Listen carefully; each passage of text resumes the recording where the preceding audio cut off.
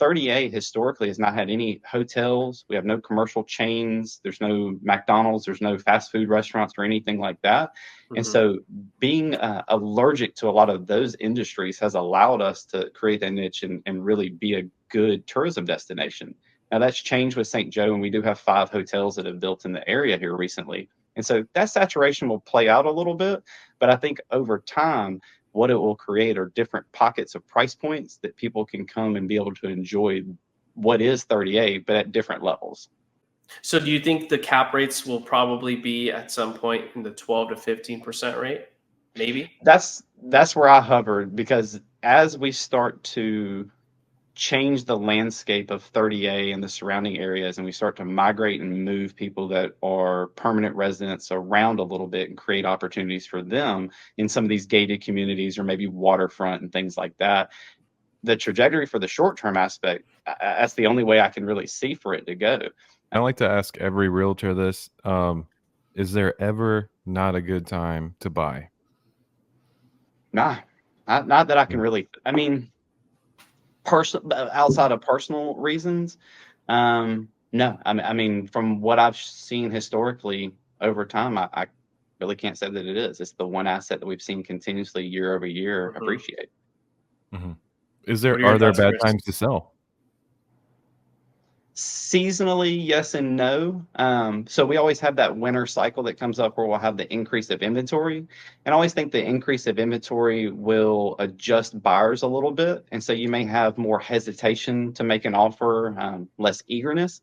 But at the same time, that's from a buyer standpoint, that's going to be a personal investment. If it is actually like an investment firm or a hedge fund or something, they're looking in those winter seasons, because if they want to renovate it and get it ready to market for the upcoming spring season, this is when you move in. Hey everyone, we have Whit here, a Florida realtor off the Gulf Coast. It's a very well-known area called 30A Highway, a bunch of beach property, the epitome of luxury. And he's also a rental expert as well. So realtor and rental expert that can help us with tips on building wealth.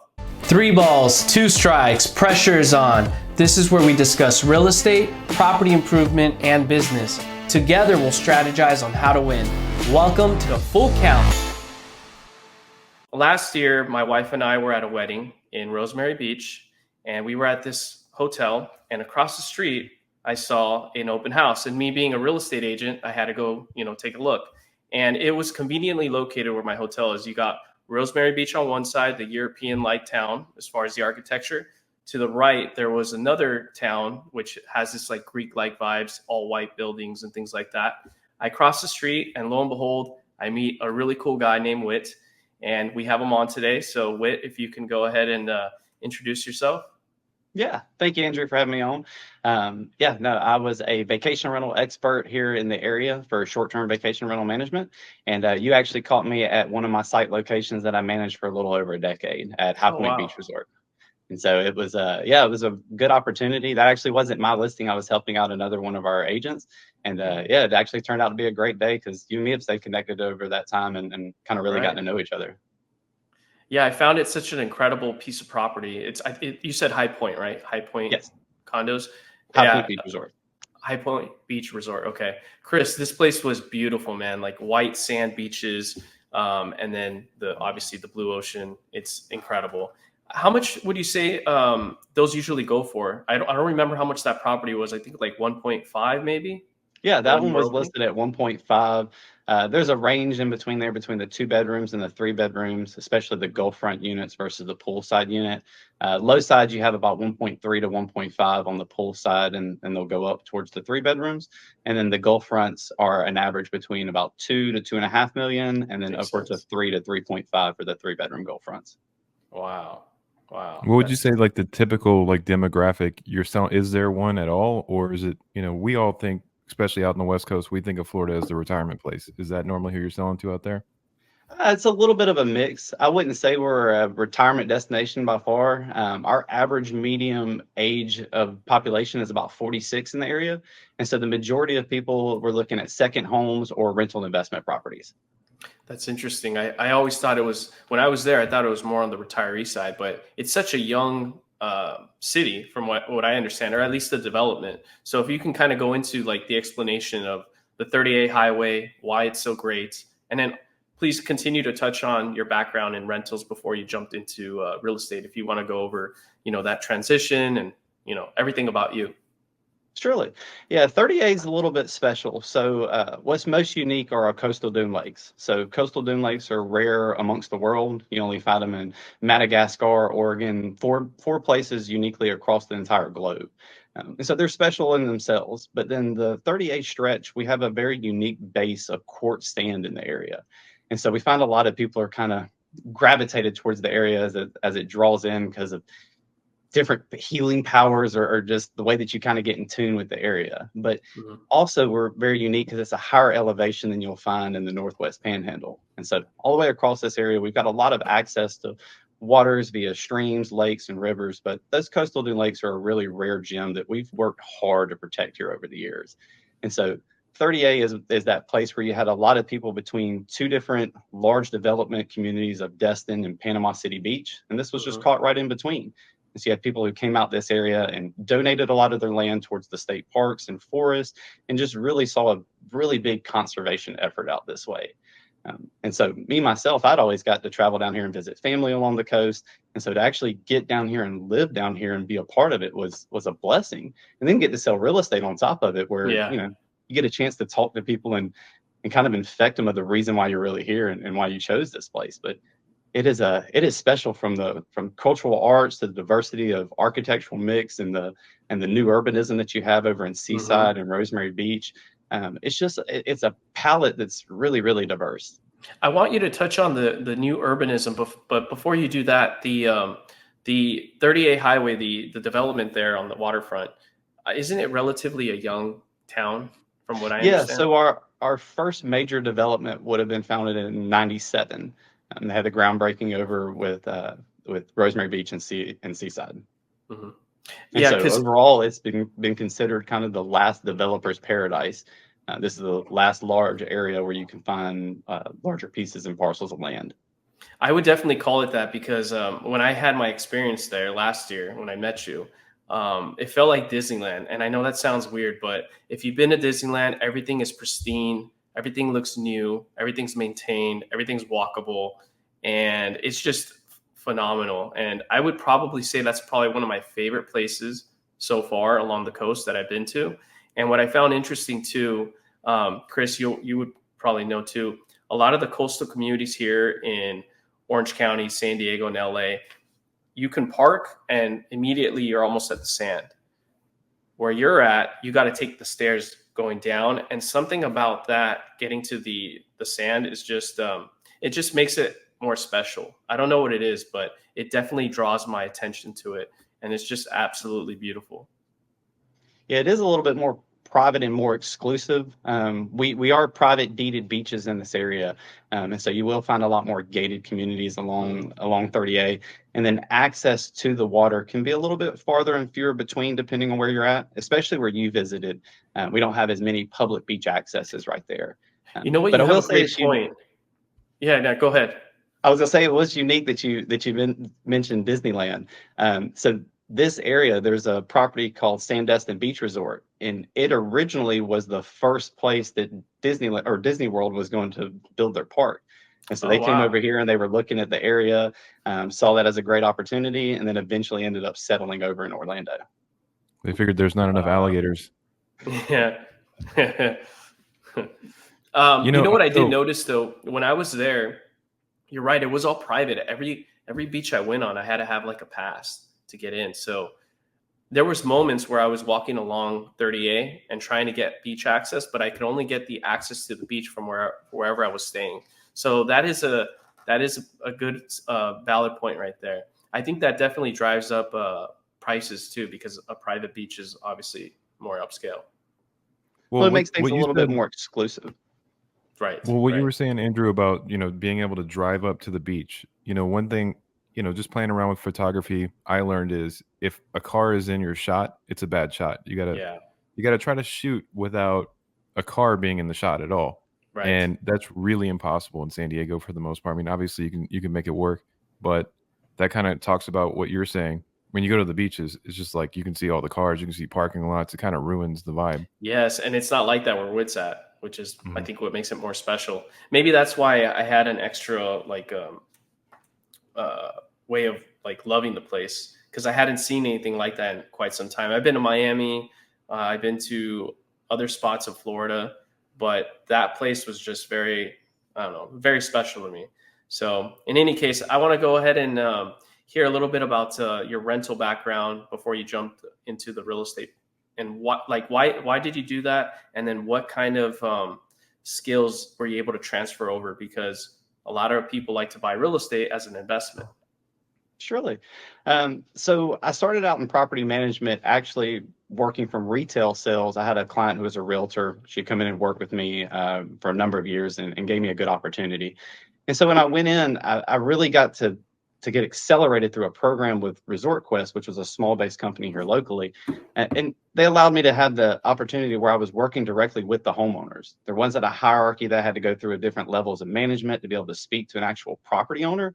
And when you're bringing problems from a guest or from the company's point of view, and you're bringing it to a homeowner or an actual property owner, that this is their asset, this is their home, this is their private space at times, the conversation is a lot different. It's a lot more personal.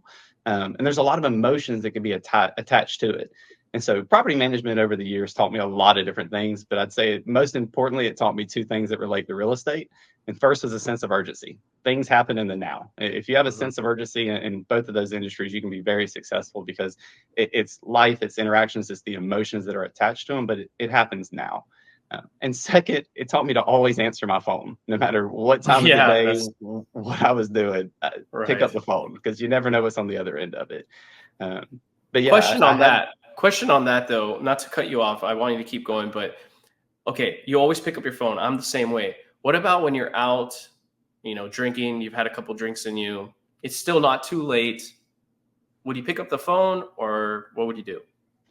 Usually in most of those situations, I'll go nonverbal, just so that we can kind of control it and not show myself or show all of my cards up front. Right. If it's something that's really important, I'm usually going to have a team member or teammate that I can rely on, that I can turn it over to and go, hey, I need really sound judgment right now. I need you to clock in for me. This is where I need you to help out. And so we learn to rely on each other. That's good advice, because I'm a solo agent, right? I don't have a team, unfortunately, right now. I haven't been on one in quite some time. So there's been times where I'm out drinking and I definitely feel it.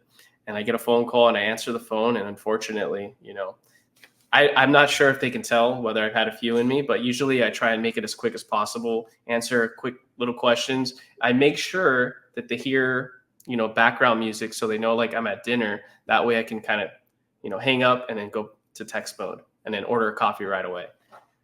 But and I think disclosing that to people also makes you a real person. You didn't call a corporation, you didn't call a 24-hour hotline. And even though my business may say that, I'm open hour, that you can reach out to me, I'm a person. I'm a real person that's out doing things and maybe enjoying time with friends, family, or an event, or, a celebration or something. So I think everybody can relate to that at a certain sense, but it kind of goes back to a cornerstone. You just got to be honest and transparent about it. Let them know what you are doing. Hey, it was important to take your call now, and we need to table it, let's table it. And if it needs to happen right now, then let's make it happen. I almost think Andrew has a story about this, because it sounds like something that happened to him. Did it happen to you? In terms of like you're out, celebrating, and you got it happens all the time.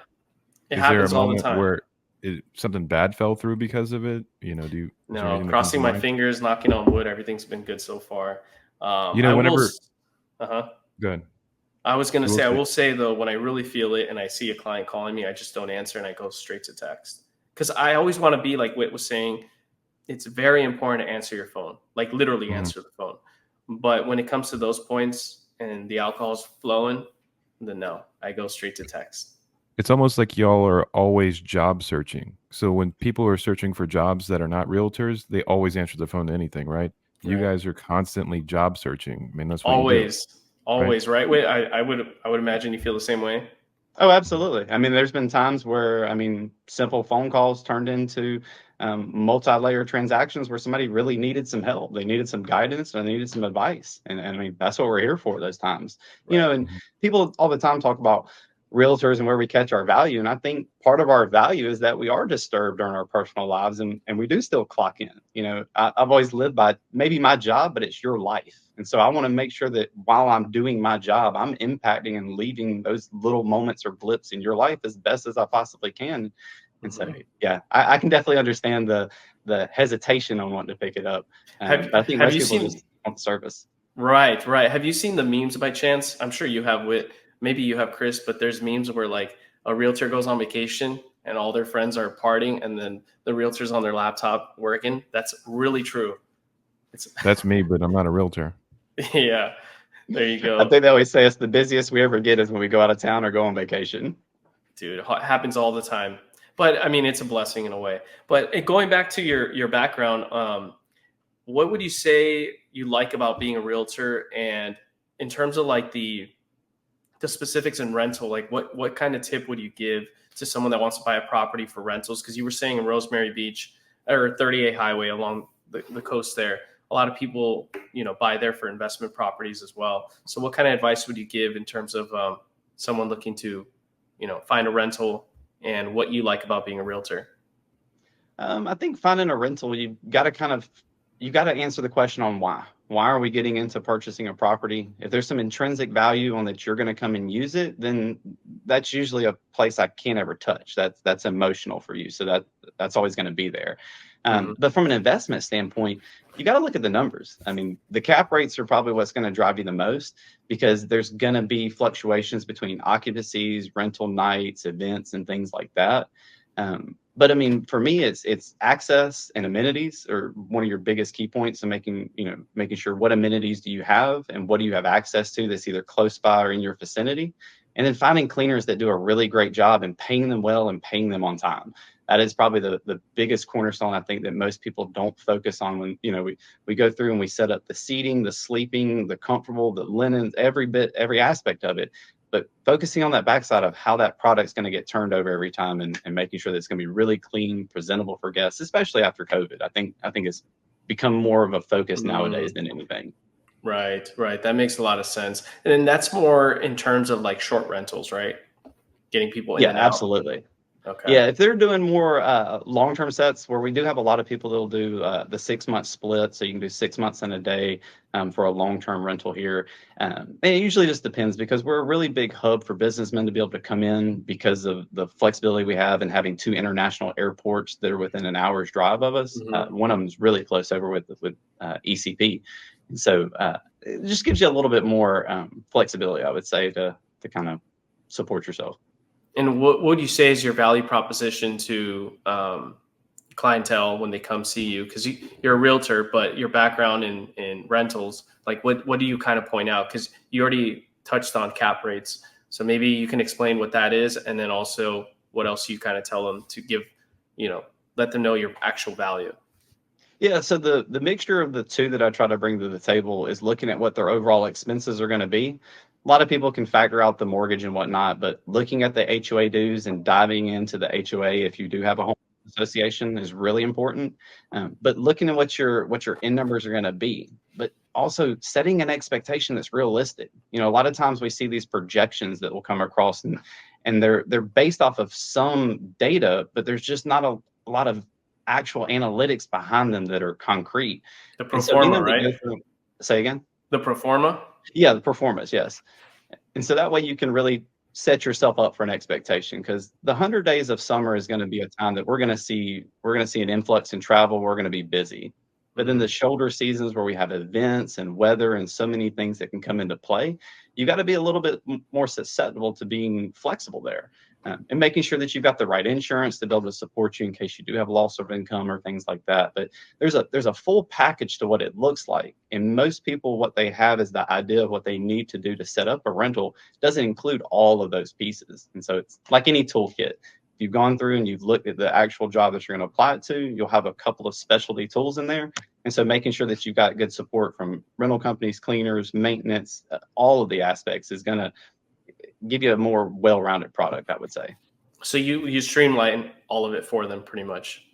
Well, and the network that I have, even from management companies, I know that when I look out for performers, I'm reaching out to about 20, 25 different management companies because there's a lot of pieces that go into factor: logistics, experience, saturation, all of it. And so I always say I earn my gray hairs. I try to stress test them enough so that when we look at the data, we're looking at something that's a little bit more factual. It sounds like to me, from what you're saying, a lot of the business in terms of rentals out there is not necessarily long-term rentals for the property. It's just more like short-term rentals. If I'm not mistaken, it seems to be more of a seasonal type of factor out there. Would you say that's accurate? Absolutely. Well, and even talking with other locations in Florida that are more month-to-month locations, like you'll see down in South Florida, we are very much a more transient week-to-week or even shorter stay of 3 nights for the weekends, because we are still a huge drive-to market, even with the international airports. But if you're saying they're staying there about 3 days, did you say 3 days or 3 weeks? 3 weeks would be on the short side. Oh, okay. Sorry. Okay. 3 weeks. Okay. That makes more sense. What is the average price point in that area around the 30A highway? Like for that's one. And then 2, is it more condos or is it more single family homes that happen to have an HOA? A little bit of a mix nowadays. We have a lot of planned subdivisions that are just single family detached homes that have a homeowners association. All of the condos will have them here. But on average, we're at a $2.3 million average sale for the area, about $800 per square foot. And that's mixing the old construction versus with the new as well. And going from luxury to across the board for 30A. What's on the high side, you would say? High side, we've had some record setters. Gulfront properties like in Alice Beach, Inlet Beach, Rosemary Beach, some of those luxury locations, cresting $10 million for a Gulfront property isn't difficult at all. Inlet Beach set a record high sell over there was 15 mil. We did have a $25 million Gulfront home that was sold here recently as well. And so we've started to creep up into a new arena for us that's a little bit abnormal for our location. That's good. I hope that continues for you. Now, would you say those like on the high side are we talking like 10,000 square feet homes? Are we talking like, what's the square footage usually for something on the high side? So the higher side can be a couple of different things. You will have some aspects where you'll have that 6,500 square foot estate property that you'll have in the 10 million and up. But most of your Gulfront properties, even on a low side, you're looking at $7 million for a 50-foot wide lot. And so the value can be there from larger estates, location, and then if you take one of the coastal dune lakes, and let's say your planned community or your gated community has access to a coastal dune lake and has exclusive access to it, that's going to change things for you a little bit. And so that's where I say going back to there's access and then there's amenities. The amenities are great. We can always add, build, construct new things for our guests to enjoy. But when you're talking about access to like a coastal dune lake, no one's making another one of those for us. So I have a question. We're talking about the waterways. I love a good lazy river. Is there any good natural lazy rivers in the Panhandle? Yeah, we have a couple up in the creeks, a little bit north of us towards the Ecofina water management area. So probably about 30 minutes north of where I'm at on the beach. We've got an intricate waterway system from multiple different streams, creeks that feed out into the Gulf. And so a lot of those cold water creeks, yeah, you can absolutely drop in a paddleboard or a float and just ride it all the way through. Nice. So is there like a cabin community? Like you can get cabin rentals out there for the season? So that's what we're actually starting to move in more so than anything. A lot of times we'll always talk about the beach on the most south side, and then we have the bay, and then across the bay we've got of course the south or the north side of the bay there. But then we'll move towards the intercoastal, where we're moving between 2 different bayfronts between Destin and Panama City Beach. And then from the intercoastal, we'll move up even more north, getting towards lakes, rivers, and ponds and whatnot. And so we're starting to see a lot of that happen, especially a little bit more east of us towards Mexico Beach, St. George Island, in that area, where you have a lot more natural waterways that haven't been moved or adulterated by us building roads and things like that. And so, yes, you are starting to see that more than anything. For us, we've always seen the cabins, and people have seen those as second homes for people who probably live in our communities. But we're starting to really see the expansion of Airbnbs moving out there, which is usually the bigger opportunities for us, because just logistically for groceries, things like that. The So it area you're sounds like speaking of, or sorry, I go was ahead. gonna, I was gonna say it sounds like there's possibly going to be a cabin kind of river community coming up soon. How could how can someone, just a regular person, be one of the first to break gold there and get a place that grows in value very quickly in the next 2 decades or so? So, kind of like when I first met Andrew and I was telling him about the access to the beaches and restaurants and just things that you're considering to be normal, I think that's a normal conversation for me here, being a true local, being here in the area and knowing not just the logistics of what we see today, but our 5, 10, and 15-year plans for our communities and the larger developments surrounding us. And so I think the short answer would be is looking at some of those and planning out, today it may be a 30-minute drive to get to that cabin, but with a couple of changes and a bridge here or there, that could turn into a 5 to 10-minute drive of easy access to the community. Sounds like we should invest there soon. I can send you some great reports. I'll show you what our numbers look like, but I'm very bullish on our area. I would love for you to do that and send it to Chris and I. That would be fantastic. Now, Absolutely. I did want to, for some clarity on my end, at least. So when I was staying at that spot I was at where I met you, right across the street, when we took the road to go back to the airport, the main airport, I don't remember the name of the airport, but I do recall going through like an area and a highway where there was nothing but like forest. That's what it felt like. So is that the place you're referring to for like the future for cabins? Because my taxi driver or my Uber driver happened to be a realtor too. He was like in his 80s, but he was a really cool guy. He gave me a lot of information. He was kind of talking my ear off, but he was saying that those areas where there was going to be a lot of new builds. So is that what you're talking about right now? Yeah, so we have a large land holding company in the area called St. Joe. They're a publicly traded company, which is something that's changed here in the past couple of years, which does provide a lot more transparency on their goals, plans, and visions. And so ultimately, where you were on the most eastern portion of Walton County.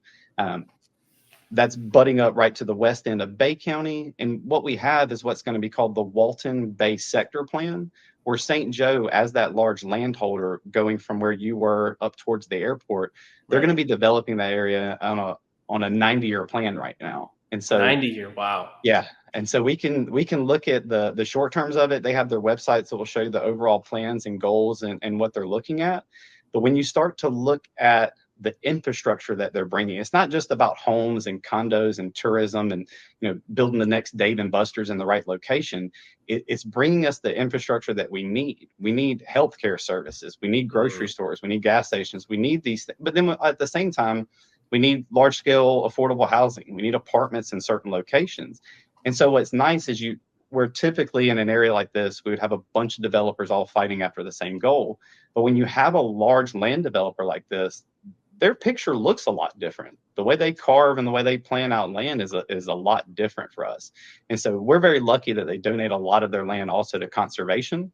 And so there's a very healthy relationship that's going on between them of making sure that what they're producing for the county and area is what we're asking for. And so that line of communication is really opened up between us and them. So are you bullish on that particular area then?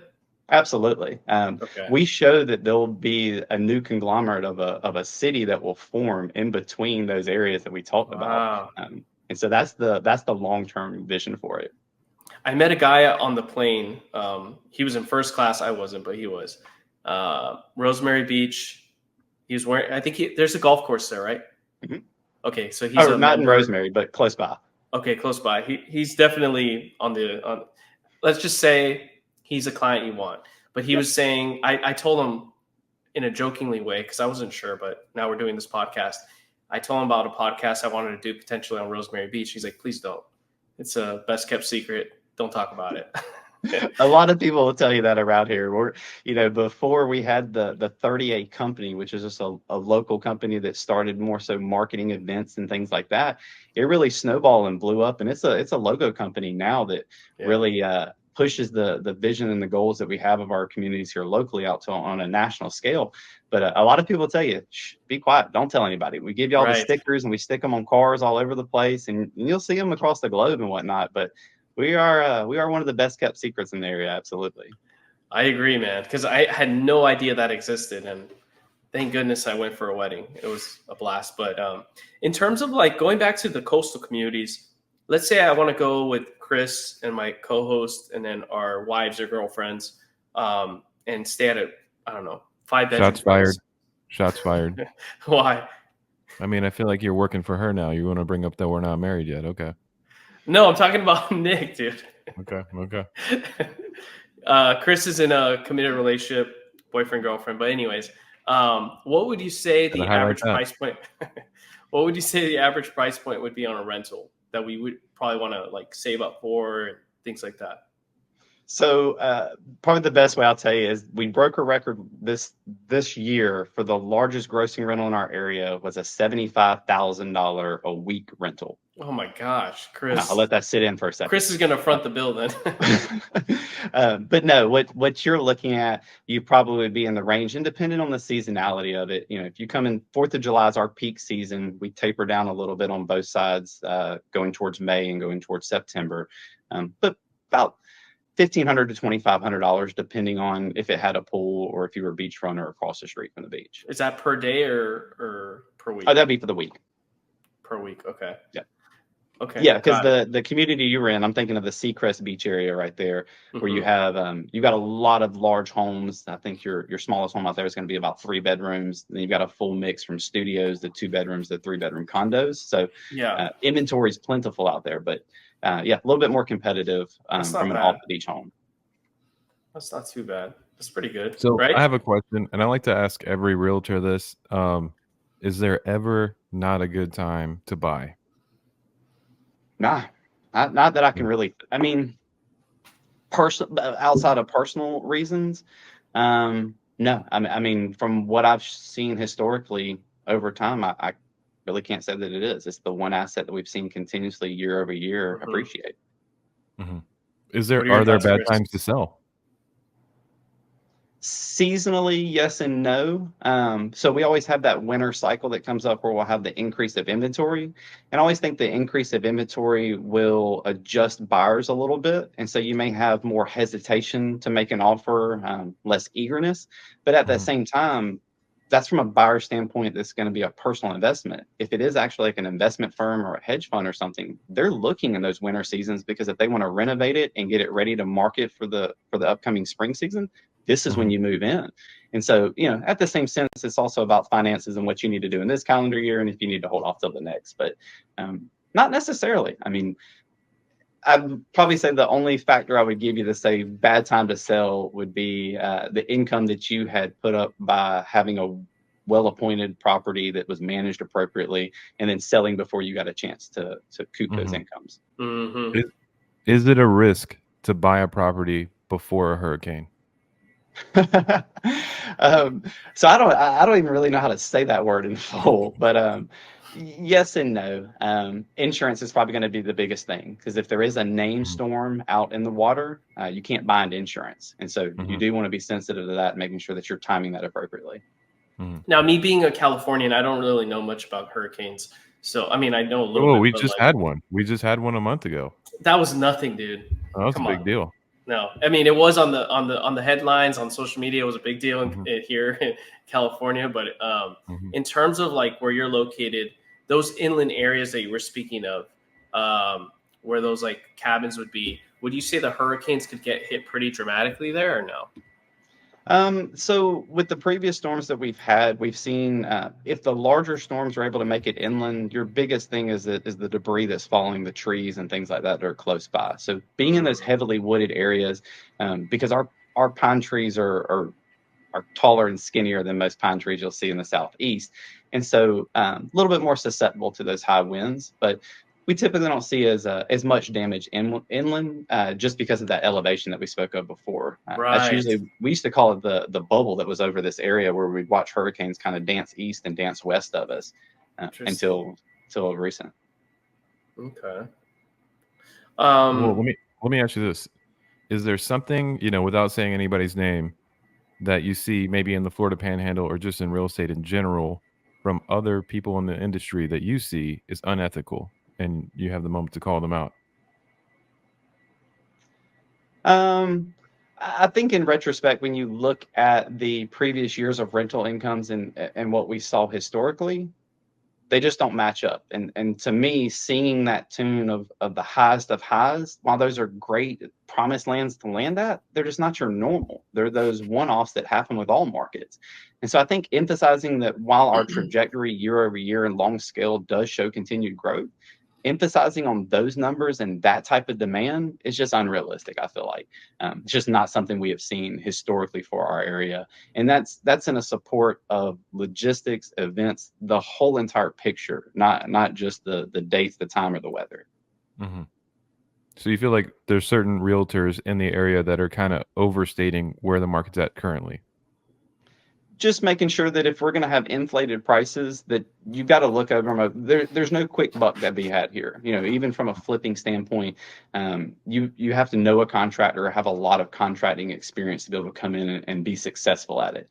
And so, yeah, I think just highlighting the great times and not being realistic of over the times that we have had, the highs and the lows, and putting those into a balance just doesn't prepare someone for the reality that can come. They'll sit there and stare at a calendar and go, why aren't our booking and why aren't our booking? And it's just the seasonality that can happen in this area.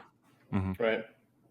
I will say though, Chris, the biggest skeptics of real estate, of people wanting to buy, saying buying is a bad time, I will say the biggest skeptics usually never buy, from my experience in being in real estate, 7.5, almost 8 years.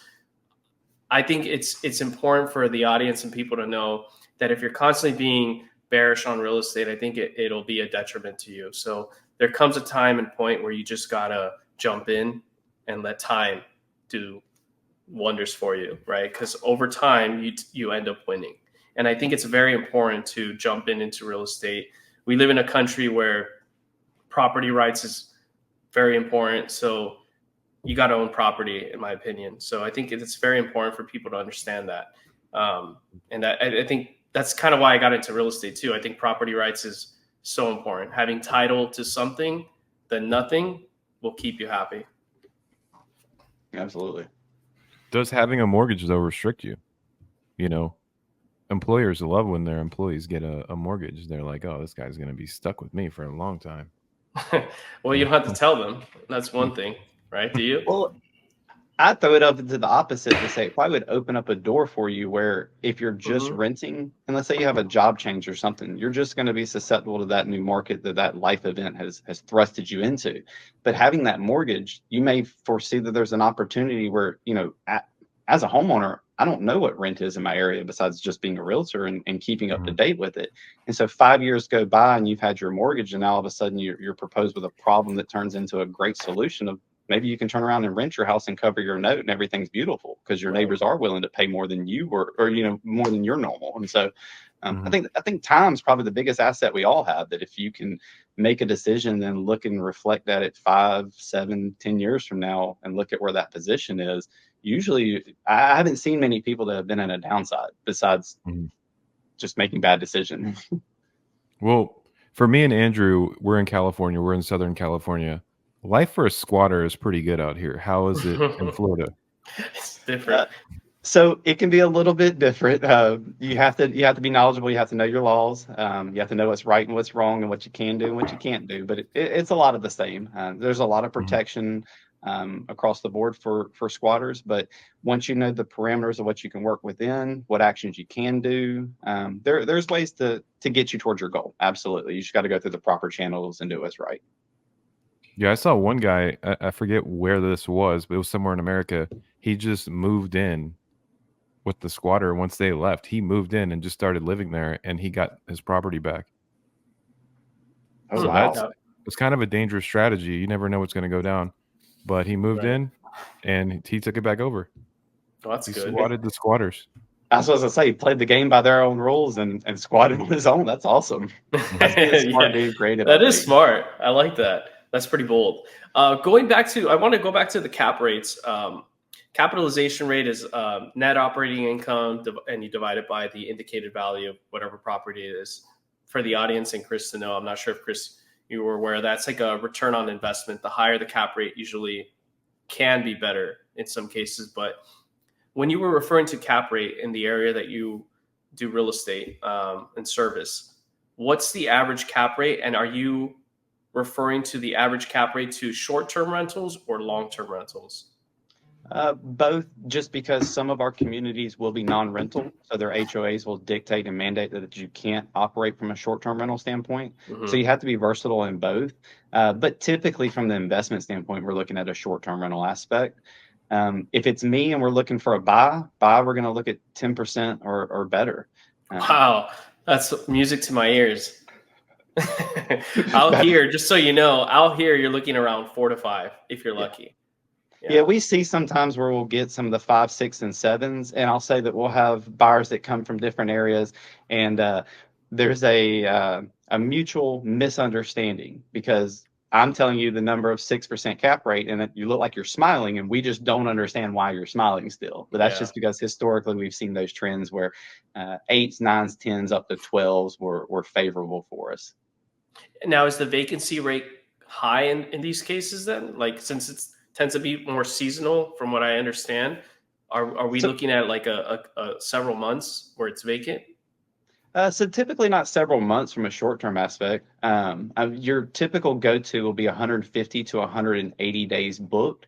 And so when you start to spread that over the calendar months and weeks, we have a little bit of a lull in March and April. And then from May, we'll run solid for the next 100 days. We'll get into September and October, and we'll kind of slow down a little bit. Like October is probably some of the best weather we have. Miss 75 degrees with a nice breeze coming by. Yeah, it's beautiful, man. And then as we get towards November and December, we'll have more homeowners will come to the area. They'll enjoy their families and the estates, so to say.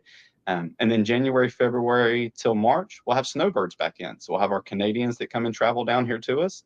And then March 15th will roll around and we'll start having spring break pick back up. So you'll have pockets of weeks and weekends where you'll have a little bit of lulls, but each time our weather changes, it's ideal for somebody in some other portion of the globe or the United States. If you're in Atlanta, coming down here when it's 75 and it's 92 up there is ideal. But so yeah, just a little bit of shifting perspective. But we have a really good drive to destination market from Atlanta, Tennessee to Texas.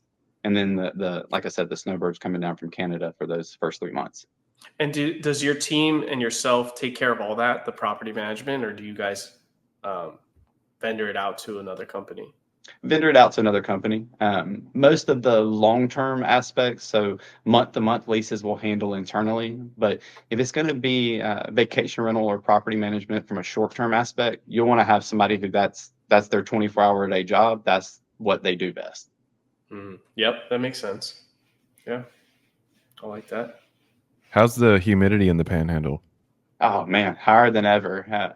It's usually we range between about 80 to 100% on most days. Wow. So it's like that across all of Florida then? Most of, especially up in the northwest portion, yes. Okay. And how involved are you guys in terms of like doing your weekly meetings? Is that like a thing you guys do consistently? And do you guys have to hit quotas? What's the situation like? So consistency is our bread and butter. I mean, it's what we try to do best. And so from a team aspect, yeah, meeting weekly and at least touching base on what we have from our listings, where we're farming, prospecting, the opportunities that we have, because we see all events in the area as an opportunity to either mingle with another realtor or a service provider for our area or to meet another client. But yeah, those are on a weekly basis. Absolutely. Okay. Now, what do you think the future is of 30A in turn? I already have an idea what you already said, but do you think it's going to become more of a place for retirees, or do you think it's going to continue the way it is for the next, let's say, 20 years from now? Yeah, 20 years, I think we'll continue in the trajectory that we are. I think you'll start to see a little bit more younger of a demographic in our area because we have more options for permanent residency and to actually establish roots in our area, where before we were just such a transient place and you either knew or you didn't. But I think over time, you'll really start to see infrastructure, the support from both the manufacturing aspect, our farming and agricultural industries. We'll start to pivot and get away from tourism being our number one leading market. Right. So do you think the cap rates will probably be at some point in the 12 to 15% rate? Maybe. That's where I hovered, because as we start to change the landscape of 30A and the surrounding areas, and we start to migrate and move people that are permanent residents around a little bit and create opportunities for them in some of these gated communities or maybe waterfront and things like that, the trajectory for the short term aspect, that's the only way I can really see for it to go. Now, you also have the saturation a little bit from where 30A historically has not had any hotels. We have no commercial chains. There's no McDonald's. There's no fast food restaurants or anything like that. And so being allergic to a lot of those industries has allowed us to create a niche and really be a good tourism destination. Now, that's changed with St. Joe, and we do have 5 hotels that have built in the area here recently. And so that saturation will play out a little bit, but I think over time, what it will create are different pockets of price points that people can come and be able to enjoy what is 38, but at different levels. Chris, has he sold you on the place yet? No, I mean, I love it. The issue for me is always, look, there's pros and cons. I always say this, I'm personally not a city guy, but I do live in San Diego City. I would like more land. I would like a front yard, a backyard, all that good stuff. One of the cool things about San Diego is we don't have bugs. Like they're not here. I know if I go there, we got bugs. You know what I mean? Like most places in bugs. America. Bugs. Yeah. I thought you said bugs. Like we don't have mosquitoes. We don't have any of the other ones that I won't even mention. It's just they don't exist here. There are, arachnids and all that, but so there's pros and cons. I know that I would like to live in Florida Panhandle, and I know there'd be things I don't like, and there'd be things that I do like, but I would imagine as long as I had a job that pays me, kind of similar to what I get paid now over there, life would be great. I could live anywhere. When are the bugs not around usually? Like what months? As we crest into our colder months, you really start to see them die down. As we get back into spring break, we'll start getting back into mosquito season and whatnot. Okay. And look, mosquitoes were never even really a problem to me. I think it's the other ones that come along. But like I said, I grew up in the South. I think it's in San Diego, we're a little blessed in that regard, and we're definitely not blessed in other regards. What's the other regards? Well, I would say the things that I would like about Florida would be more related to, I would say we have a lot of stupid laws in California that I don't agree with. Not Expand that I on that. cigarettes. Come on, make it fun. Let's talk about that. Yeah, I mean, not that I smoke cigarettes, but you can't buy Newports. I mean, that's a crazy thing that happened. Look, in Florida, what's against Newports? I mean, any flavored tobacco is just not allowed. I'm not a flavored tobacco smoker, but that's just crazy, right? And my favorite picture of the crazy year that we all went through is somebody on a paddleboard in Orange County being chased down by the Coast Guard because he violated the social distancing laws, Yeah. And so they took him off that paddleboard in the middle of the ocean and they put him on the boat with them. I mean, that's complete crazy, And so there's a lot that I like about Florida that we don't have here. Yeah. And I think we have these crazy laws because there's no humidity, there's no bugs. Like we don't really care what's going on because we enjoy being outside so much. I think that is why it's gotten this way. But anyways, not to go on a rant, there's a lot of things I like about Florida and there's a lot of things I like about San Diego, and they're different, Yeah, there's definitely some opportunities that I'm seeing about Florida where I'm considering investing, whether it be in the Miami area, Fort Lauderdale, or maybe even where you're at, Whit, in terms of a little bit more inland, and seeing that 10% cap rate or things like that.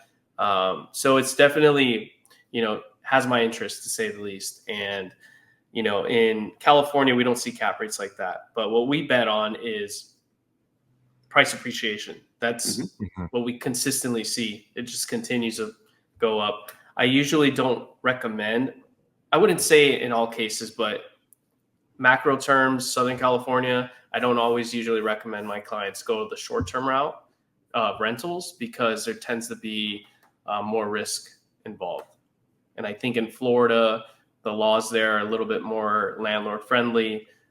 So if you're going to do short-term rentals here, as long as you know what you're doing and you can, you have the reserves to take care of a couple months of something happening, I think it's well worth it here. But where you're at, I like. Well, and also to say this, Florida, I really like purple states because I feel like there's really an exchange of ideas. There's really a debate. If you live in a state that's really lopsided, regardless if it's red or blue, you don't really have a check and balance system.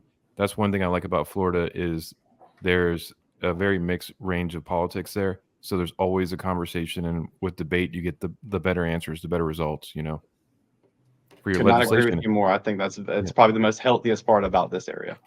Also, Florida finishes their elections like an hour before they're done. Yeah, they're so efficient. They're done is done, man. I feel like the rest of y'all are trying to be too perfect about your numbers. Done is done. I don't even know if the 2020 California results are out yet. I mean, they're still counting. I know. Too bad we don't have Nick on here because he would be, countering. I think Nick would like Florida. I think from what Nick I know, is moving to Florida, dude. So Nick is our there you co-host. go. He lives in Boston. He's moving to Tampa, but he's very. Go ahead, Chris. You explain it. Well, I was gonna say from what I know Nick a lot less longer than you have, of course. But from what I know of Nick now, I think Nick's a very purple guy. I think he's and when you first met him, I think maybe from what you mentioned, he's probably a little bit more on one side.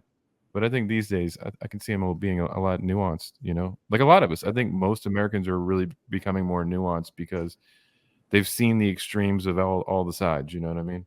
Right. Yeah. Well, Tampa's a really good up and coming spot for it. I mean, that's typically where we see a lot of people who come over here who usually gravitate towards wanting more of a city, wanting more of that support and level. It usually end up on that side, closer to Tampa. So great choice. Now, Whit, now that you mentioned that, because I'm still very ignorant to Florida climate. So when a hurricane comes, is it going to be, obviously Tampa got hit pretty hard, but would the area that you're in potentially get hit just as hard or not? So I know a lot of it's luck, but it is. A lot of it is luck, but a lot of it's the topography as well. When you start to look at the Gulf and how the shelf of that Gulf or the depth of that Gulf and how it interacts with a storm, the depth is going to determine how cold the water is, but then you also have surface temps that come into play. For us, I think we get really lucky because we get a little bit of help from wind. Because if you look at the Appalachian Trail coming down from Atlanta, this is where it starts to end. This is where the end of that mountain range comes to. And so you have a lot of winds that are coming from up north that would hit that and kind of push and start to push things a little bit more down and west. And so then the opposite track of that is that you see things that get into the Gulf. Once they get a little bit closer to us, they kind of start to spin uncontrollably. And then they usually, like a top, they run hard right or run hard left. But it's hard for a hurricane to kind of climb the hill. Historically, it has been to climb the hill to get to us over here. See, that makes it even more enticing to invest. You're saying that if like hurricanes were a little bit more athletic, you'd have a problem. But I think it has a lot to do with. We even watch it from rain. We watch the edges of the shelf clouds that are coming in and moving in towards the area. They'll hit those high pressure systems, and it's like an invisible barrier. But you'll just watch it move, and you're like, why is it not coming right towards me? And it's that pressure system. I have like a really strange fascination with hurricanes. Growing up in New Orleans, to the point to where it's very unhealthy. When I was in Miami, I don't know, 2 years ago, and there was talks about a hurricane coming our way. And I was just excited. Like it was going to be there in 4 days. I wasn't trying to catch a flight back home. I was like, this is going to be fun. It missed us. I was disappointed. And I don't think this is a normal feeling to have, but I like hurricanes. I don't know. Maybe I'm in the minority here. I've been through small ones and I've been through some big ones. The great thing is that you have plenty of forewarning. So, we always call it coned, but once you've been coned, that's when you're in the land of uncertainty. But as it moves towards us and whatnot, we get plenty of warning to be able to vacate if we need to. Well, I think it's a lot like a gambler, right? Where, for instance, somebody like Dana White, they have to put up. Wait, who's Dana White? Some people might not know. So the commissioner of the UFC. Nick wouldn't know, by the way, but go ahead. The Ultimate Fighting Championship. Another shot at Nick. But basically, he's got so much money that he has to put more and more money up to get that same thrill, right? I mean, that's probably the same feeling I'm experiencing. We get into that. I knew the entire time we have a hurricane coming towards San Diego. I knew it's just not gonna. By the time it arrives here, based on the water temperatures and everything, it's gonna calm down. And for me, it wasn't exciting. Everybody else around here in the grocery store, they're having fun. Everybody's having fun over here. I think I need at least category 3 to get that same Dana White level of betting 50,000 on a hand of blackjack. I think that's probably the same thing I'm experiencing as the gamblers, except gambling with my life. Well, if you've been from this area and you've seen it, the most beautiful day is the day after a hurricane passes just past us. The skies are just clear and they're blue and the water's the same. And so I think that's part, and just the inconvenience of boarding up, packing all of your stuff, vacating the area, and then coming back to go, I could have just stuck around and stayed. I could have mowed the grass or done my Saturday chores instead. Speaking of which, with climate and the water temperature, the water temperature there is pretty warm, isn't it? Mm-hmm. Okay, good. Yeah, we're 75-ish. I mean, right now we're in the 50s and 60s right now, and so yeah. So I'm not saying there is a trade-off. I'm not saying I'm a surfer, but I learned how to surf last month, and it was exhilarating. Right? It was amazing. Water was cold, but a wetsuit actually does wonders. I thought it was a bunch of nonsense, but wetsuit isn't too bad. So with that being, now I can actually stand on the board, mind you. I heard that that's actually hard, but no, you did good. Yeah, thank goodness. So I spoke to some of my friends. I have a lot of friends that are surfers, and I thought they were just being nice. But I spoke to some surfers, locals in Orange County, Coastal, and San Diego, and they said getting on the board your first try or your first time going out is a big deal. So I got to pat myself on the back a little bit. Mm-hmm. But the reason why it's a lot like catching a fish. It's a lot like catching a fish your first time fishing. You know what I mean? Yeah. Where it just might not happen. I don't know about that.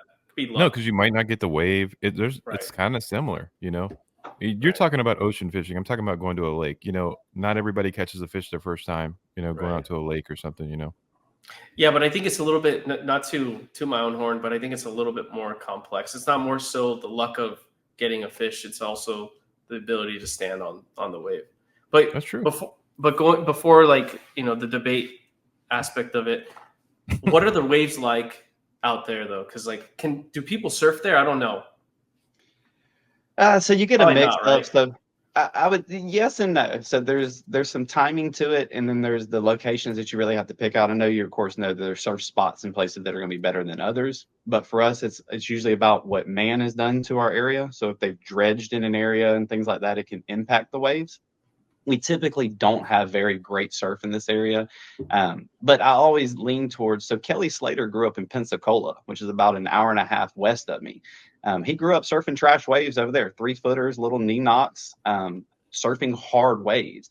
And so I got a little bit of that same experience when I lived down in Destin for a while, and I luckily lived right next to a really killer surf break. And so I ended up shortboarding down there for a while.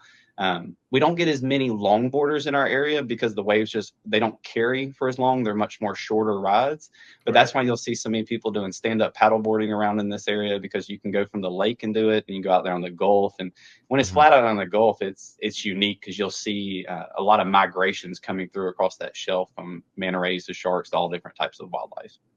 Okay, so that sounds good to me, because I don't ever plan to be a real surfer on a big wave. Honestly, I'm a realtor. I like to read.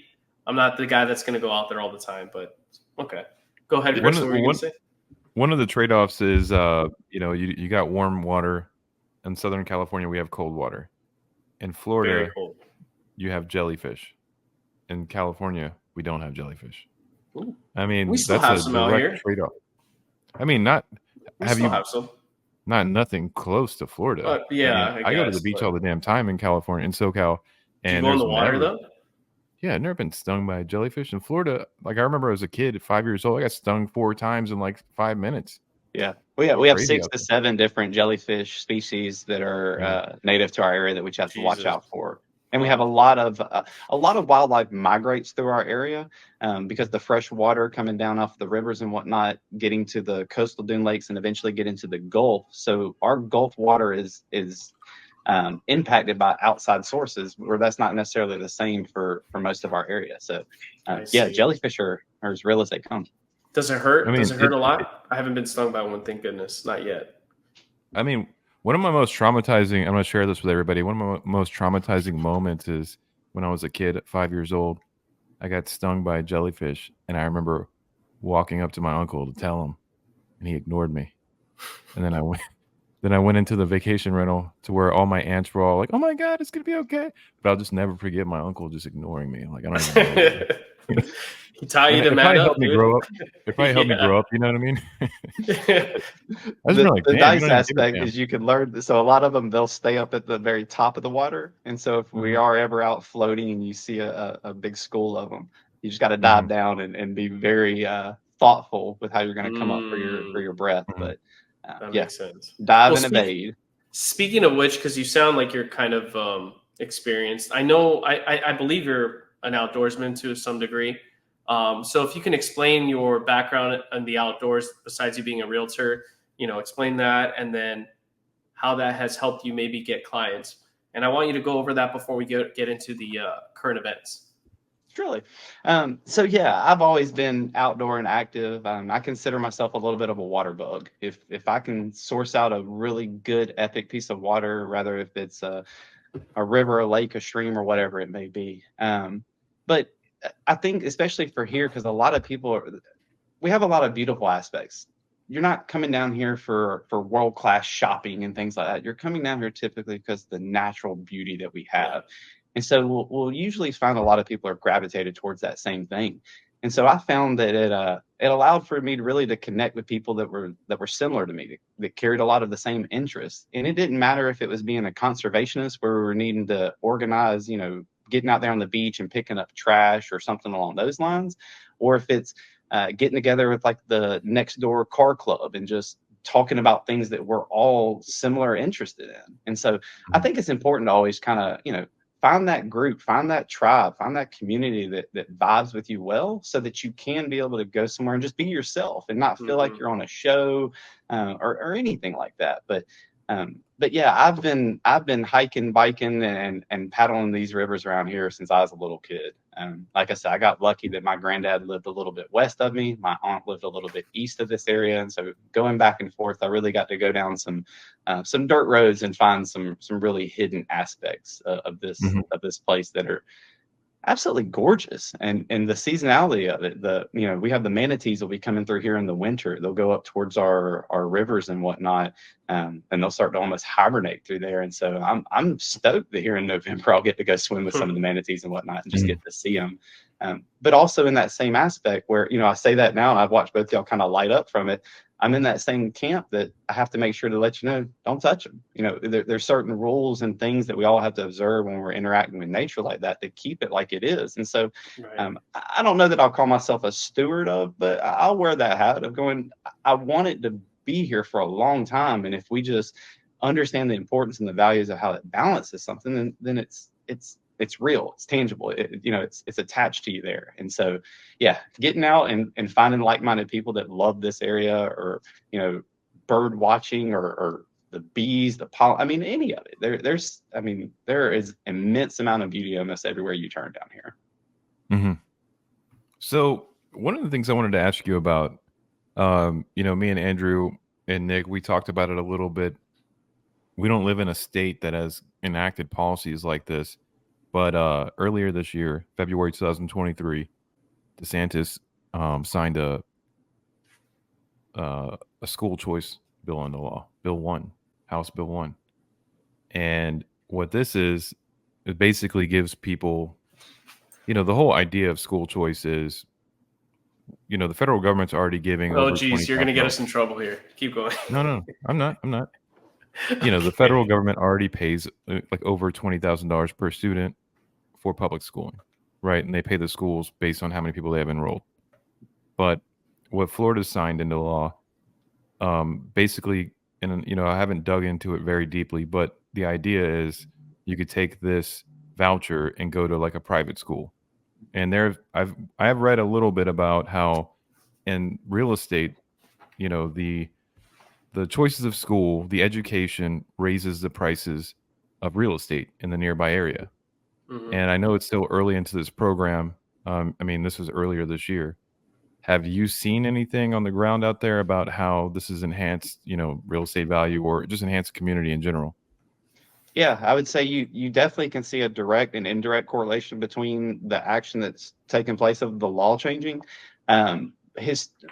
over the past couple of years, we've seen that the ratings of our school systems really start to increase. And as we've had people from other markets come here, they've come here and gotten vocal about that, of making sure that we're pushing that as hard as we possibly can. Wow. Now, on the hindsight of, and I say this is a little bit more closer because I was having a conversation about this last night. I do like that Florida will try some things. We'll try something, we'll review it, we'll analyze the data, and then make a decision from there rather than just proposing what could possibly happen and dying there. So I do like that we'll try something, but we are starting to see a little bit that a lot of the vouchers that are being claimed by people who are already in private schools. And so we don't know if it's actually going to do what the goal is looking towards, of getting people to be more pro-choice and say, hey, I want my child to have this as a school opportunity. And so I'm going to move, change, and shift to this.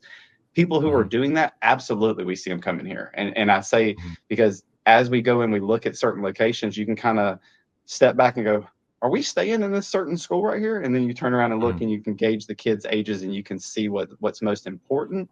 But at the same time, a great realtor is going to make sure to kind of talk about a lot of that before we actually go out and look at property, so we understand the goal, the plan, and everything all together. And so I'm very interested to see how it impacts and what it will do, and to see if it will lead us towards that promised land of making sure that we can focus collectively kids together in a location that want to do better, and then not have this opposite side of where we feel like we're just floating the bill for kids that don't necessarily want to be there. I think there's that want aspect that we're trying to reignite. And so it's going to be interesting, but some of that data also may just be, if I'd already done this thing and I qualified, of course I'm going to sign up for it. So we may need to see some time that people can take that information and make a tangible action from it, and make that move or change or look for a job in that area, or try to seek what they're looking for. I mean, that was very nicely said. And that, that sounded like an extremely honest take of someone who's thought about this a lot. And while you're saying that, it dawned on me, just because something's there doesn't mean that the information's even getting to maybe the people that could be the most advantaged by it. Right. It's not, I mean, a lot of people probably don't even, I would say the majority of people don't know what school choice even means. You see some movements happening. You see in Chicago, there's a really big movement happening. And what you see is this bipartisan support happening, kind of grassroots level, where it ends up, once people realize this is a thing that makes sense, you see, what you find out is there's a lot of special interest groups here, right? The Teachers Association, things like that. But I do want to go back to what you said. What you said was really interesting, that people who are already in private school are using it. And it's kind of like, anytime there's any kind of government handout, for instance, COVID was a good one, there's going to be people taking advantage of it. But is the needs being met by the people it was meant to really, bring into school choice? And that's the question I think that we don't know the answer to yet. Right. Well, I think it'll probably take probably about 2 or 3 years before we really see it. Which, those are those kids going to high school. I mean, that's their high school career right there. They could possibly go by while this is all in action of us learning and seeing if it works. But no, I do think that if you inform most of the people and show them the tools and the resources to get what their goal is, and they know that that's their goal, and I say that in the true means of not a dream of I just want my child to go to the best school, truly a goal that you're willing to do things to ensure that your child's education is what's most important to you. Absolutely. I could see that being very beneficial for the way people move and make decisions moving forward. Oh, for sure. I see all the time, Andrew, clients are always asking for that. Where are the best schools at? Yeah. Well, Andrew, let me ask you this question. You and your wife have 2 kids, let's just say, hypothetically. We don't, but yes, hypothetically, yes. Maybe you do, but hypothetically, you have 2 kids, and this law gets passed. Let's say Gavin Newsom signs the same exact law into play today, right? Your kids are in public school, hypothetically, right? Do you just, hey, how do we get them to private school immediately? Is that not how do we take advantage of this and get it over to like a private school or a charter school? As soon as this comes out, are you not making that move? Probably, yeah. I think most people would do that. Does that mean the grass is greener on the other side? I don't know. But I think most people are like, wow, Well, and what I'm really looking forward to see is how does public school respond to this? Do they get more aggressive about how they're looking at going after teachers and what they're focusing on? Are they going to the standardized testing become more important because we're going to read those data points and make adjustments, or are we just going to recycle and go to the next class the next year and hope for the best? And so I do think that from a strategic standpoint, the public school system, I mean, if you're going to make a career in the public school system, you have to adjust to this a little bit, but you have to look at it as a business and be a little bit more aggressive and go and headhunt somebody who's going to bring value to your team. Right. Yeah, the biggest argument from the other side of this is is going to take this is what's repeated constantly. This is going to take money from public schools. Why? Why would it? That's the answer to that is why. And it's because we all know the public schools have been kind of running the show these days, and maybe they've gotten a little fat, and maybe it's time to examine yourself, look at yourself and go, hey, some teachers deserve an incentive and some deserve to be cut, treat it like a regular business. And I think that what you see is the storm of, like, there's no incentive for teachers to do better. And then there's also there's no consequences in a lot of cases, and that's the worst of both worlds. With that said, how are the public schools out there? I don't even know. Oh, we're top rated in Florida right now. I mean, especially Northwest Florida area. We've ranked as some of the highest. Oh, okay. Well, that's good to know. We also have some really unique charter schools and private schools there in the area, but the public schools are really trying to compete and make sure that they can support what's needed. Okay, cool. Wow. This has been a great conversation because you're the first person I've really talked to that saw this change in education. I've never talked to anybody who's actually experienced this. And so in Florida, right? Like, just in general, I haven't. I mean, Florida isn't the only state to do this, but I've just never talked to someone with knowledge of the implications on the ground. Oh yeah, I think it's people buy and sell real estate for so many different reasons, and we have started to see where we're talking about the transient nature and the tourism that dominates our area. We are starting to see more people find this place to be beautiful and want to live here and make it their permanent residence. And so there was a balance, but it's been slow and hard fought to get here. But I think it's important to those decisions. Life is funny in the sense that time is malleable, and we have to look at it and go, and if you're making decisions based on the time that you're going to have with either your family or yourself being here, then those are the type of that's the way I would make a decision for my long term. Right. Sounds like Chris is thinking long and hard about I don't know what's going on with Chris, but it looks like you're thinking about the school systems, and I guess we're all getting older, so interesting. Yeah, I mean, I just personally think that Florida has a chip on its shoulder right now, and we know that people, when they have a chip on their shoulder, they're more likely to do big things. They're more likely to take down bigger opponents. And I feel like I live in a state right now it's a little fat, and maybe it would be good to live in a place with a chip on its shoulder. Yeah. See how the competition levels out the playing field, so to say. And I mean, jokingly, what are we looking towards? The goal is to, when you're talking about the school system, the goal is to provide a better environment for children to learn, which directly helps them and indirectly helps us because they're going to be here taking care of us. So it's a win-win across the board with this investment, I feel like. Right. Totally. Yep. I also have 0 kids. I was about to ask you that because I don't remember. I know you're married. I knew it was coming. I wasn't sure when I asked, but I was like, wait, does he have kids? It's okay. Yeah. I don't have kids either. Chris doesn't. I don't think. None of us have kids. Does anybody in this conversation have a DUI? No. Nope. All right. No. So none of us pay child support or have a DUI. We are the 1%. Wow, that's a good point. Yeah. A lot of people listening have either one of those two things. It's amazing how enlightening perspective can be sometimes.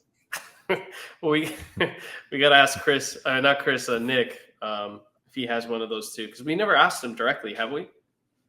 I'm just gonna go put my money that he doesn't.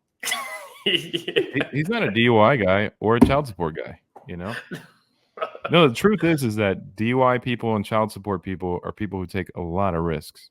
You know what I mean? Yeah. And true. Nick is a very calculated person.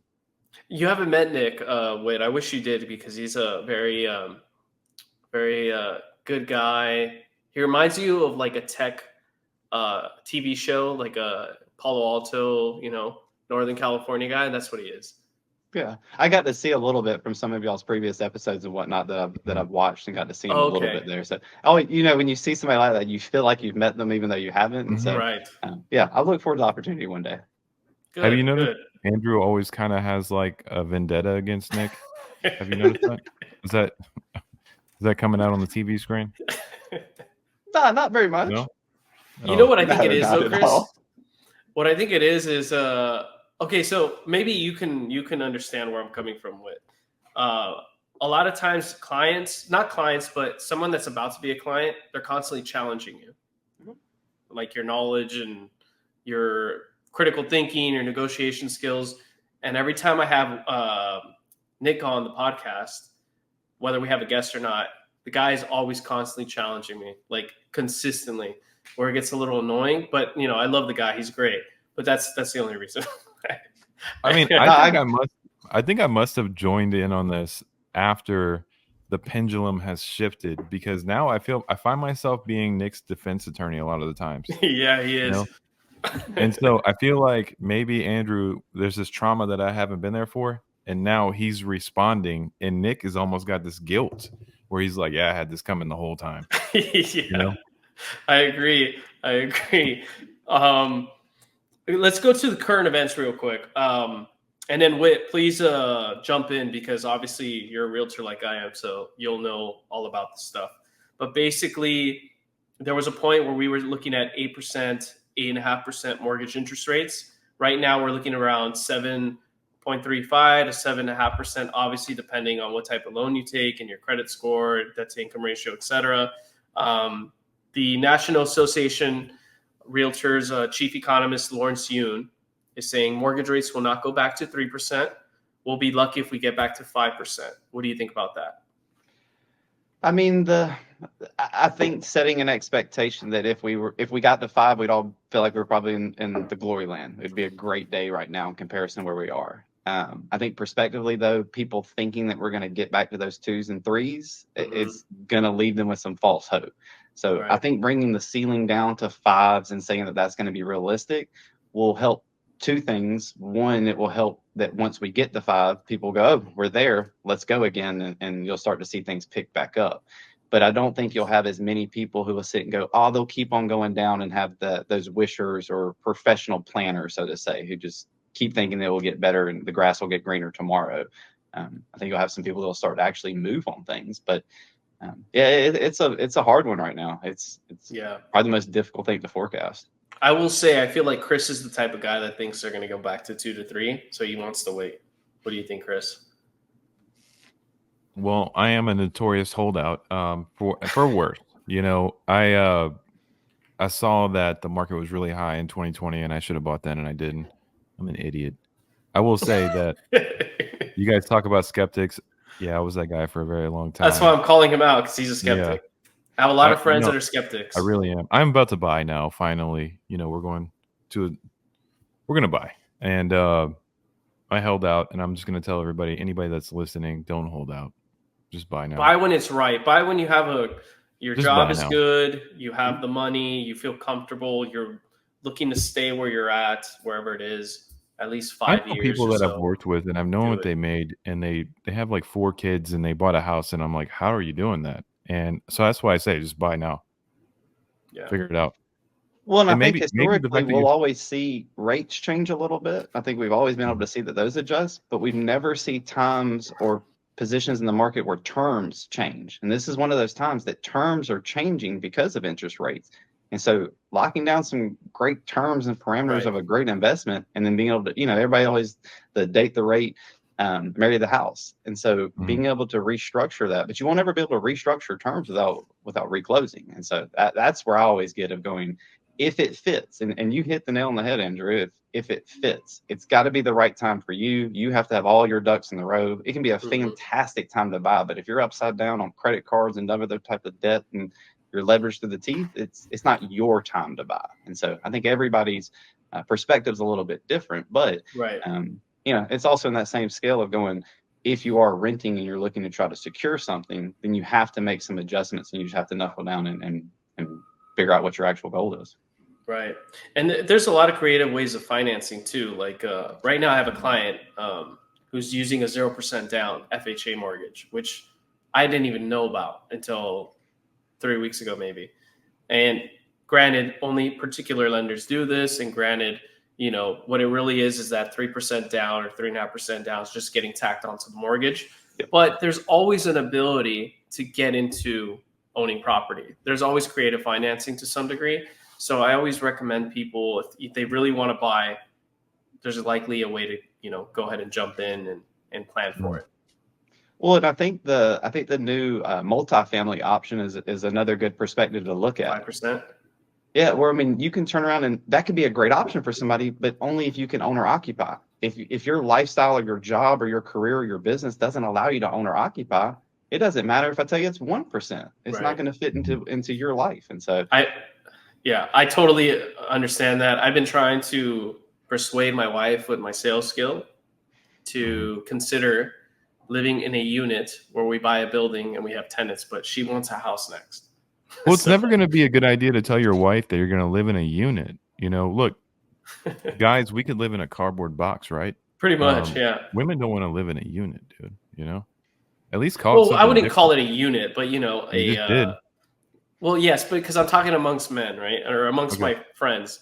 But I pitched it in other ways to her, but she's like, "No, I don't want to live in another box." What if you call it like a bodega? But it's really just a unit.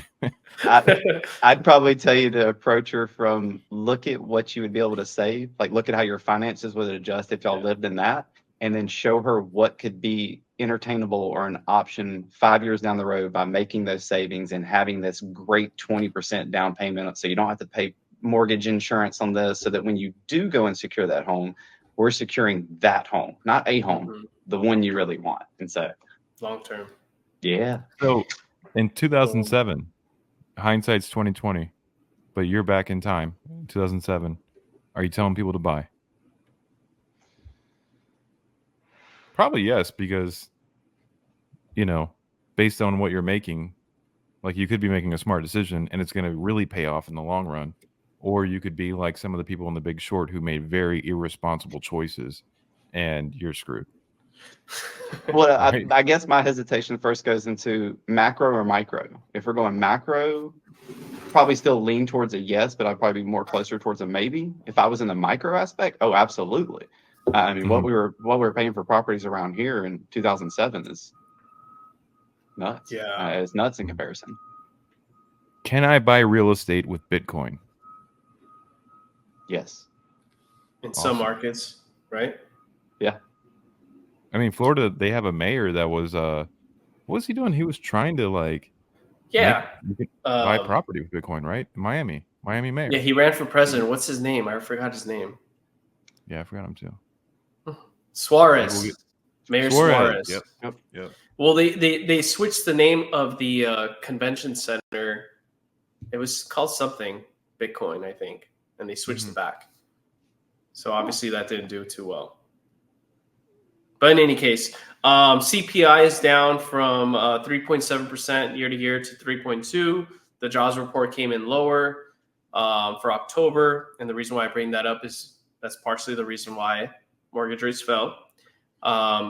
What else?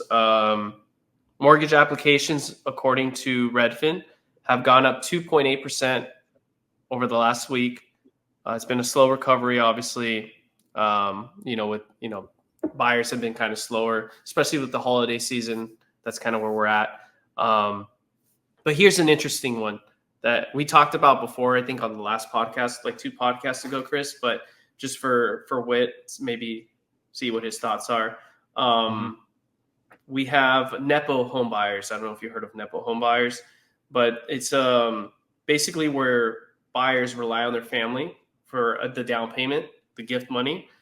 40% of people at 30 or under have received gift money or inheritance money to buy. What do you think about that? I think it starts to really show the inequality on what you have from the coming up generation and where they're starting out in comparison of where we started out and then going back generations and generations. I think it also does lean towards a lot of those demographics of those older people who are giving those gifts. What they invested in and some of their opportunities were just a lot different than what we're seeing today. They didn't have as turbulent of markets that they were looking at. Of course, they'll always lean back towards the high interest rates of the 80s and some of those, they were our ages right around those times. But yeah, it shows that there's a true imbalance of cash and where cash is at. But I think some of it here that we see too is it should be not gifted or granted, but it's not the ideal goal that most people are working towards. A house is something that comes as part of the kit of growing up. Wait, was there anything else you want to cover that we may have not covered today? No, I mean, you got a chance to see it firsthand. I mean, it's a beautiful place. It's a little unique. Like I said, the quartz based sand, the Emerald Coast waters, all of those pieces are just, I don't know, it's special. And it's, as many times as you and me have talked, I would say that it definitely did what it's done to most people that visit here. It leaves a little bit of itself on you. Like you take part of it with you, or it's stuck in the back of your head where it just constantly keeps dragging and drawing you back to it. And so, like I said, not a lot of me people are from this area. And so, I just love it. I made it an active choice that if I was back then, because now I do something that I absolutely love. But back then, the statement between me and my wife was, if we were going to work jobs that we didn't love, why not go and live somewhere that we absolutely fell in love with? And so we did. We packed it up a couple of weeks later and drove on down here. But the opportunity to get to talk about this place is it's reinvigorating. It's sometimes we get so close to the flame we lose perspective. And so past couple of days, just getting to look up and research some of my area and go back and make sure I knew what I needed to know for you and whatnot was nice. And so I enjoyed it. I kind of took a stroll through my city again. Right. Yeah. I mean, before we jumped on, I was actually searching properties for sale, new home builds. I don't remember. I don't have the tab open anymore, unfortunately, but I did tweet it. And it's south of Rosemary Beach along the coast, a bunch of new home builds.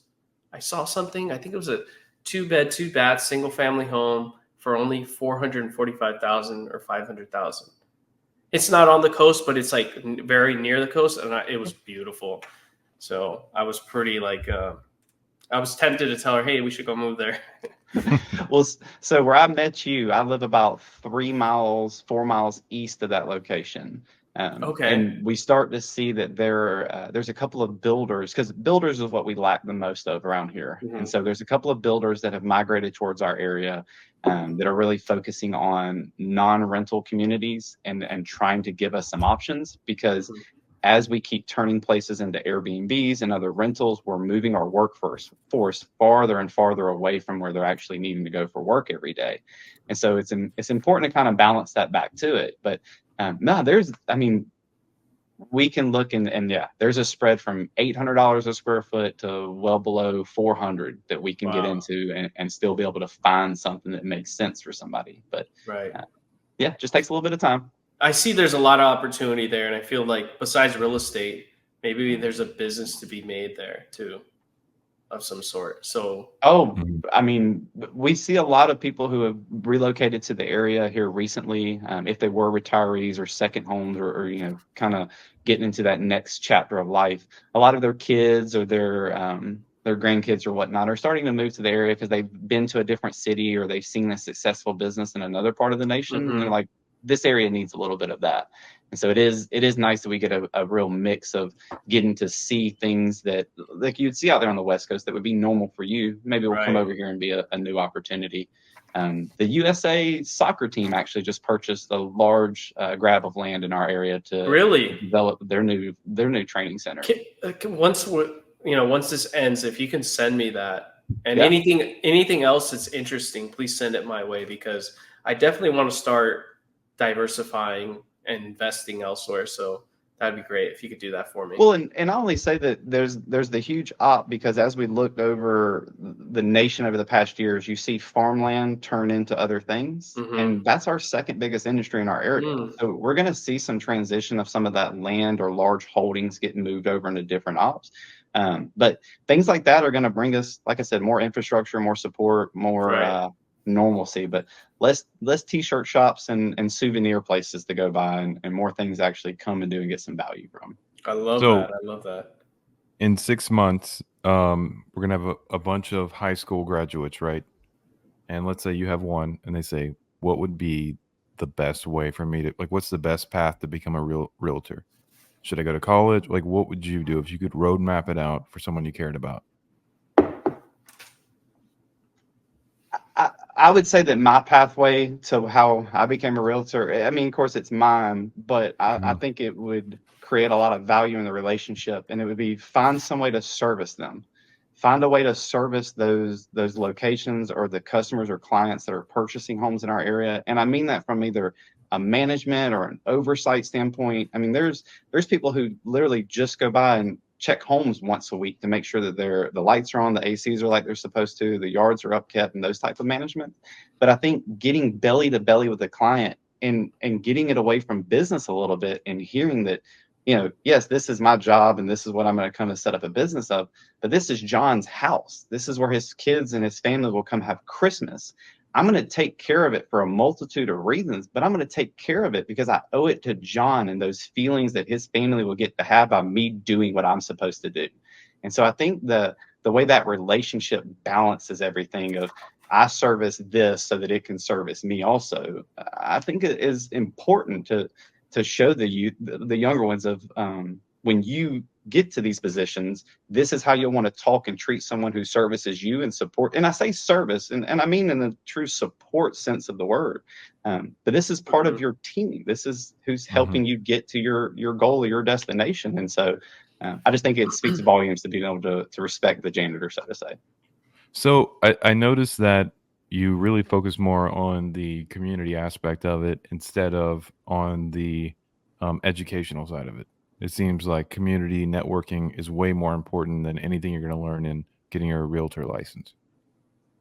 By the way, you just focused on that, Yeah, I mean, I think the education aspect only because as we talk about it from like a university level or from a classroom standpoint, you're going to have a lot of perspectives, but there's not a lot of perspectives that will be unique to my market or the coastal aspect of. And so I do think that there is some perspectives that you'll gain from seeing it from a knowledge standpoint, but also being able to sit down and we paint these pictures and see people who have done these things, CEOs or presidents of companies, and we all imagine that they just got there by gritting their nails and doing hard work.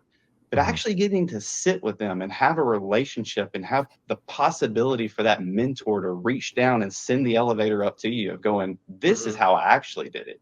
And it was being honest and forthright and a good communicator and speaking to people with some empathy and compassion.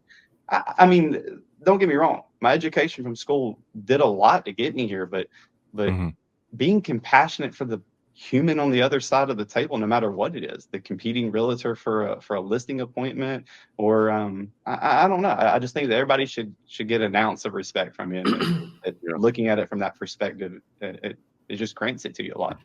So if you're 18 and you know in your heart, like, all I want to do, my passion is to be a realtor, right? Would you advise them to go to a 4-year school or not? If all I wanted to be was a realtor, no. Like, you knew someone. I would encourage them. I would encourage them probably to do it the opposite way. I would go out and get some work experience working in the industry. I get the Property belly management. to belly. Say again? Oh yeah, property management or even helping a realtor as an admin assistant, but get belly to belly to two people: the business owner and the customer client. Understand the demographics of both of them fully, what their wants, needs, and desires are, where their pain points are too, and figuring out what their actual goals are between each other and where you can line up to help them both out and prosper yourself. But I think finding that balance between those two of the why. We all go to school and come back, or people come out from school all the time. They go to show up to work and I don't have any experience. And they talk about they have all of this education and no experience. Right. And then you hear the flip side of that coin of somebody with a lot of experience, but no formal education. And I think we always say that because experience is a form of education in a sense when you've had that as well. So I always think that label of formal education, I always kind of have my eyebrows going, why do we label that differently? And so with that, experience is valuable. I got a degree in software engineering, and I knew the entire time my time wasn't being invested properly because I had known, we have the internet out there, right? And I had learned the best way to learn how to do software development was learn one language for 2 years, and then you can go to another. All the other languages are going to be easy once you learn one language, and there's hundreds of languages in software engineering, right? It's just like learning, Mandarin or any other language. You have to learn the codes, right? And when I was in school and I got my degree, it was all right. You'll spend a couple months learning one language, and you'll spend a couple months learning another language. And I was like, this is not. And obviously, you spend time learning about history and that was, to me, that's entertainment, learning about history. I enjoy history, but is it going to help me in my professional development? Probably not. And on the weekends, I'll learn about history maybe. for fun. Yeah, and on the weekends, I'm going to learn about history for fun, but that's because I enjoy it, right? But what's going to be better for me in my career is not going to be learning about history. I mean, that's going to be fun for me. But if I had to design a curriculum, how are you going to be the best software developer? It wouldn't be what I went through. And so I can imagine that's the case for going to school to be a realtor. That's not the best use of your time, right? Yeah. If you're going to do that. I would probably ask you in school, did you pre or during it or even post, did you see the value of the relationships and the struggle that y'all all went through because you're all going through the same thing and that created bonds? Now, I think there's indispensable amount of value in going to school and creating those bonds with people because those relationships will truly open huge doors sometimes. Right. Absolutely. There's that. But I think that's where the bond of school kind of comes from. But yeah, from an education standpoint, I think a lot of us have stepped back and gone, you taught me how to show up in a place on time. You taught me how to shut up and listen to directions and follow the parameters and get to a chore. We're very chore driven. And so now if you want to be creative and you want to think about how to resolve worldly problems, I think this is the arena that it is, the place where it's anybody. I mean, like even with this, we're three people talking about different ideas and able to talk coherently together without talking over each other. I don't have to suppress what Andrew's saying to get my point across. We can show. We normally do. I've watched y'all's previous ones, and so yeah. We've been very disciplined this one, so I'm happy about it. That's because Nick's not on. The college shirt. That helps too. Oh man, that's funny. I appreciate you being on, Whit. It's been great. Yeah, it's been great. And Chris, for you to know too, I've been around a lot of realtors in LA, Orange County, San Diego. You see them on TV, the ones, all about the glam and the ego. What I liked about you, Whit, is you're obviously very good at what you do. You're a very successful agent. You've been doing it for a while. You come from a great background too in the rental space as an expert that you applied today, but you come off and you are a very genuine, nice person. You care about the community, and that's why I wanted to bring you on today. I think that's very special, and I think people need to consider that when choosing a real estate agent, whether they're selling or buying. And with that said, I wanted to ask you if you can go ahead and let us know your Instagram handle, Twitter, whatever it is, whatever social media you have, wherever people can find you. Tell us your phone number. Where's that hunting YouTube channel? Can find you. Yeah. Where's that hunting YouTube channel? We want to see you take down some turkeys before Thanksgiving. I know. Oh man. No, I really appreciate it. That means a lot. It's and I'll be short on this. That speaks volumes because I literally try. I do care a lot, but I try very, very hard at what I do. And to see it conveyed exactly the way I want it to be to someone, the way you just said it. Oh man, that's the best. I couldn't ask for more. So thank you for that. I appreciate that more than anything. For real too. Yeah. You can find me on Instagram. It's Whitby30A, WHITBY 30A. On YouTube, it's The Only Whit. Nice. My phone number is 850-974-4140. Anytime you call or text, I'll pick up or give you some type of response. But so be ready for that at all times. But no, I'm here to service people. That's what I enjoy more than anything. And so the opportunity is always welcome. Great. Thank you so much for being here. And please send me some of that information I had asked you for, and I would really appreciate it. As Chris and I will definitely want to, embark on that potential journey. Absolutely. The Florida, the California, what is it? The California exodus, as they say. Yeah, it's happening. It is happening. Not to the extent that we all think maybe, but it definitely is happening. I feel like you say that as a California realtor.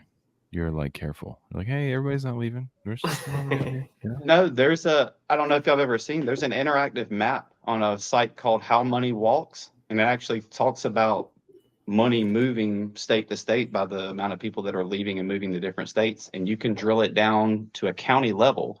And so it's really good for realtors because you can find out your feeder markets and whatnot. But hell, even from a global or a national standpoint, we can see where are Californians going? Where are people from Texas going? What are they doing? What was that website? Yeah. Howmoneywalks.com. Howmoneywalks.com. So everybody listening, punch that in the URL. Take a look at that. It makes you wonder why they couldn't afford the followthemoney.com URL, you know? Already got that one. That's probably like a Bernie Sanders one, you know? Right. Well, Whit, thank you so much for being on, and hopefully you can jump on in the future with us, and it'll be great times ahead. So thank you. Yeah, I look forward to seeing y'all both on the coast one day.